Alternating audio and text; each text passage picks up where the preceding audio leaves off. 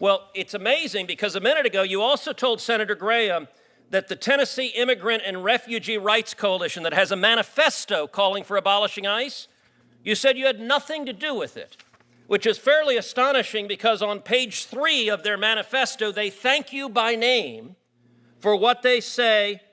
We would like to thank the following individuals and organizations for their thoughtful feedback and input. This platform would not have been possible without their expertise. Are they lying? Senator, I'm not familiar with that manifesto. Are they lying? Thank you, Mr. Chairman.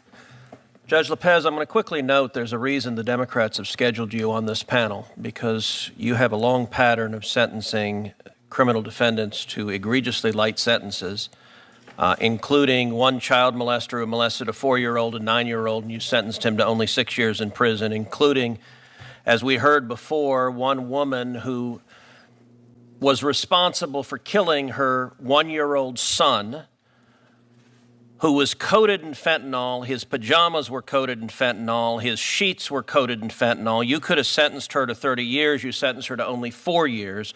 It's an egregious pattern, but the reason you're put on this panel is the Democrats know that most Republicans will not have time to question you about that terrible record, because your colleague on this panel, her record is even worse. Ms. Campbell, I will say I have seen some astonishing nominees from this administration, but I have to admit your record takes the cake.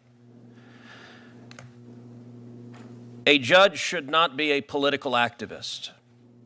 Your record demonstrates to me a long history of being a political activist, but not just an activist who affiliates with extreme and radical organizations. Now, when Senator Grassley asked you about the Workers' Dignity Organization, you gave, I think, deliberately misleading answer. You said you did not represent them, and that convinced Senator Grassley not to continue on that line of questioning.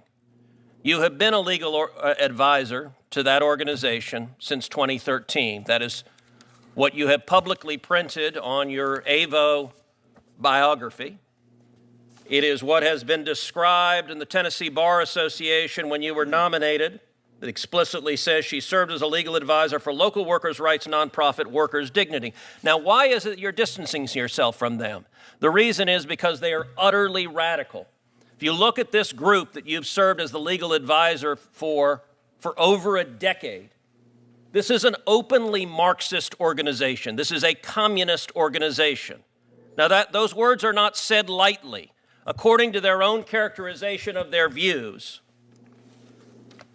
this group says there's no election outcome that improves conditions for workers. The laws of this country have never worked for our people, and now that the system is crumbling, we will continue to stand in community and solidarity with each other. The only way we win in a world we deserve is by building a multiracial working class revolution that can push out white nationalism, violent state racism, and the capitalist class that is desperately clutching to hold control and profits as the people rise up. Why have you spent a decade as a legal advisor to an openly communist and Marxist organization? If I could briefly clarify. I don't think your microphone's on. I apologize, Senator.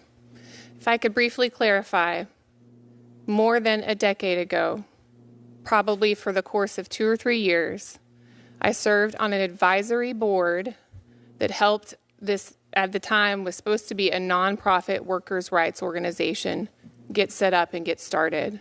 Did you know they were a communist organization? Senator, at that time, they did not express these kinds of views. It was an organization. So this is new. This wasn't the case then. Yes, and I have not been affiliated with them in more than a decade. You're aware that your current profile that you have up, your legal bio, says you are right now an advisor to them. I apologize for any confusion about that. So your testimony under oath, and that's all right, the facts will come out, but your testimony, I want to make it explicit. Your testimony under oath is that you have done absolutely nothing and had zero contact with them for how long? I have not served on their advisory board for... You've done absolutely nothing and had zero contact with them for how long? Please answer the question. Many, many years. Senator. How many? I don't know, sitting here today. It's been many years. Okay, if you look at other statements from this organization, because they are radicals. They are radicals. If you look also, this is the same group.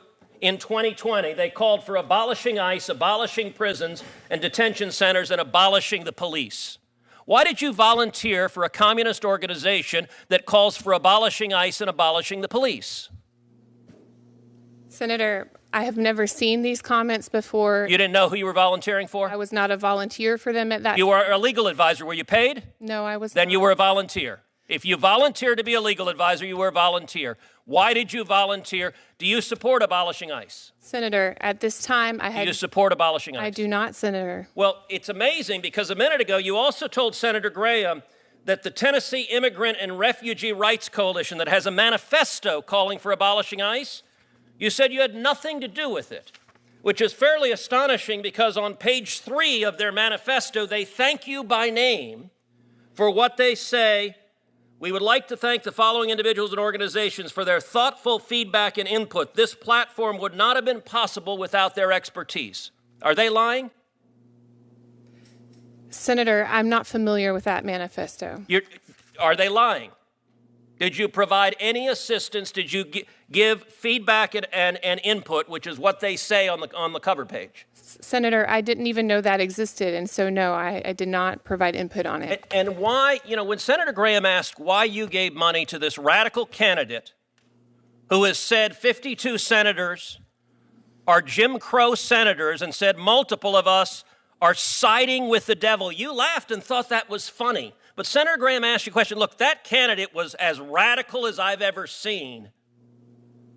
And when Senator Graham asked why you gave money to that candidate, you just smiled and didn't answer. So why did you give money to a radical candidate who believes multiple members of the Senate are siding with the devil? Senator... Actually, Senator Whitehouse, you weren't here before, but there was an exchange with the chairman where Senator Kennedy asked for longer periods because you have 2 circuit justices, and the chairman said he was going to give additional time. So the comment, they want to be gavelled as part of the show, is not accurate, and Senator Welch said he was going to give additional time. In fact, he said at the beginning he was going to give 6 minutes. So my question, you did not answer Senator Graham. Mr. Chairman, how much time has expired? How much time has expired? I just want to clarify. I just walked in. Why did you give money? 6 minutes? Because it seems like more than 6 has passed. Why did you give money to this radical? Put up the devil one too. Why did you give money to this radical candidate? $1,500, a lot of money. That's a question. Senator, again, I'm not familiar with these comments. Why did you give money to this radical candidate? What? Could you let her answer the question, please? I'll let her answer, but I thought she did answer. Go ahead. I'm not familiar with these comments, and Why did you give money to her? That's the question. You're not going to answer? You're refusing to answer why you gave money to her. Senator, I'm not familiar with these That's not an answer. My answer is, why did you? What is the affirmative reason? You gave $1,500. There was something you saw in her that you said, this needs $1,500. Why? Please answer that Senator's question. time has expired. Would you please ask the witness to answer the question? She's refusing to answer it. It's indefensible, but answer. Was there any reason? Or do you just give $1,500 to anyone? Senator, your time has expired. I would like her to answer the question. And you said she could answer the question. She has refused to do so multiple times. Please answer the question, Ms. Campbell. She answered the question. No, she did not. She said she didn't know those comments. That's not why she gave the money. Senator. Can I ask you why she gave the money? No. You don't know because she hasn't answered. Are you going to answer, Ms. Campbell, or does this committee not deserve to know why you gave money to a radical who says we are aligned? Mr. Chairman, I have a lot of other senators have busy days. Can we get on with the next person? So you don't want an answer to the question either, Senator Booker? I just want to say for the record. Are you able to answer the question, Ms. Campbell, or do you believe this committee doesn't deserve an answer to that question? Mr. Chairman, you're silent. You're just refusing to answer. Who's next? The senator's time has expired. If the senator doesn't like the answer, it's not an answer. She sat there silently and has not spoken. That is, by definition, not an answer. Senator from Connecticut. Ms. Campbell, you lied to Senator Grassley, didn't you? No, Senator. You told Senator Grassley that you've never represented workers' dignity, didn't you? That is correct, Senator. That's not true, is it? Senator, I have never represented that organization. Yes, ma'am. That's not true, is it? Senator, it is true. I served for a period of 2 or 3 years, more than a decade ago, on an advisory board to help them set up as a nonprofit. In fact, you were so supportive of workers' dignity that not only did you represent them, you didn't charge them a fee. Isn't that correct? Senator, when I was on their advisory board more than a decade ago, I did volunteer my time. Right. You know what this is? Do you recognize that picture? No, Senator. This is from Workers' Dignity's website. There you are, right here. It's got your name.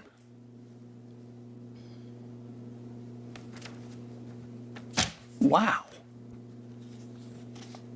Ms. Campbell, I'm trying to understand your answers to this committee. Let's start with the workers' dignity question, because your truthfulness under oath is surely, I notice my friends across the way now are utterly uninterested in any organization you've been a part of. They're suddenly utterly uninterested in things you wrote in the past. They're utterly uninterested in who you give money to. That wasn't the case just a few years ago, but be that as it may, surely they're interested in your truthfulness. I have now counted, just as I've sat here today, 4 separate answers by you, all of them conflicting as to what exactly was your relationship with workers' dignity. So let's just get this nailed down. First of all, did you disclose your relationship with workers' dignity to this committee? Don't look at the chairman, look at me.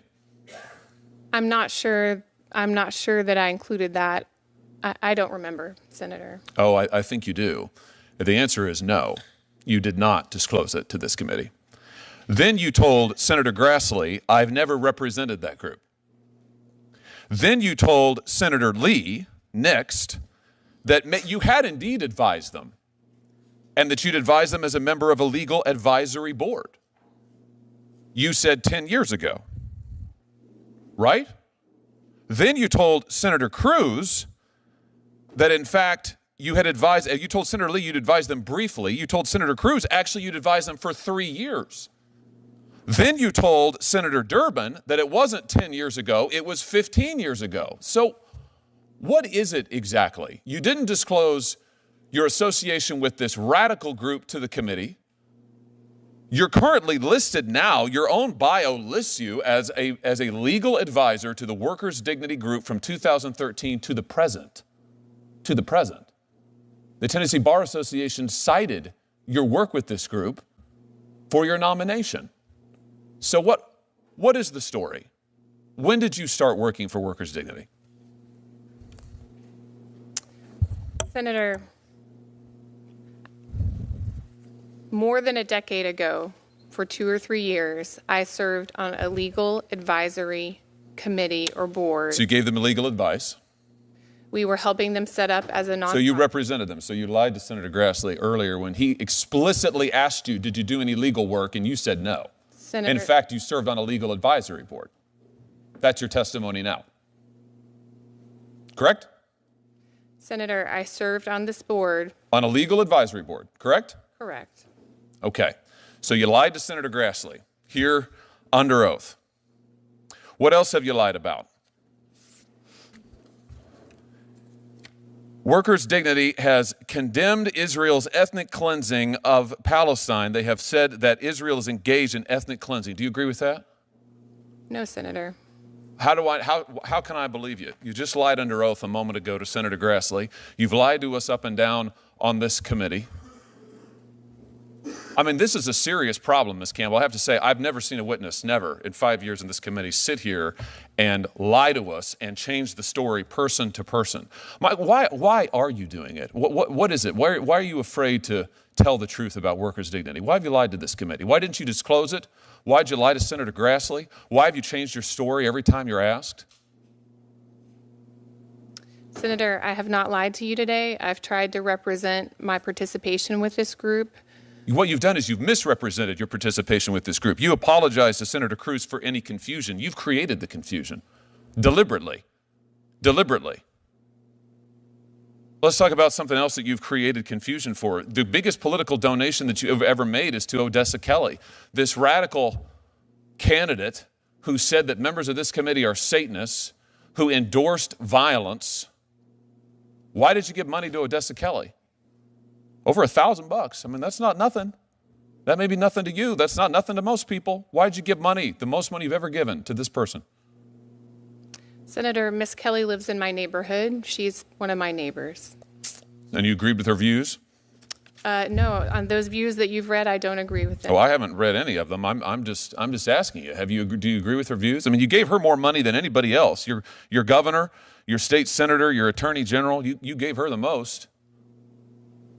I do not agree with all of her views, no, Senator. Well, which ones do you agree with? Can you name one? Senator, I know that she is my neighbor, and I'm a neighborly person. Oh, I see. You're a neighborly person. Well, I tell you this. You have represented to this committee that you didn't know what Odessa Kelly said and the frankly outrageous things that she said and did. You said you didn't know anything about workers' dignity. You lied to us about your association with that group. You said you didn't know anything about the Tennessee Immigrant Refugee Rights Coalition, who thanks you personally in their introduction. You said you didn't know anything about that. I mean, either all of these people are liars or you are, Ms. Campbell. It's one or the other. It's quite a pattern. Maybe they all are, but given what you've told us under oath today, I think the answer is you are. And for that reason, you are utterly unqualified to sit on the federal bench.